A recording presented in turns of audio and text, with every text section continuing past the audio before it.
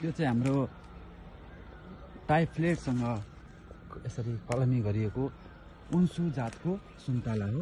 विशेष गरेर यो उन्सु जातको सुन्तला चाहिँ हाम्रो लागि नयाँ भेराइटी हो र विशेष गरेर सुन्तलामा चाहिँ हाम्रो यो दसैँ तिहारको लागि चाहिँ बजारमा पठाउन उपयुक्त हुने चाहिँ जातको सुन्तला पनि हो र यसको साइज पनि ठुलो हुन्छ र यसको दानाहरू पनि सिडलेस हुन्छ। अहिले चाहिँ मजाले यसलाई चाहिँ कटिङहरू गरेर हामीले यसरी पेस्टहरू लगाएर चाहिँ यसलाई चाहिँ राखिसकेका छौँ र हाम्रो चाहिँ यो विशेष गरेर 800 मिटरदेखि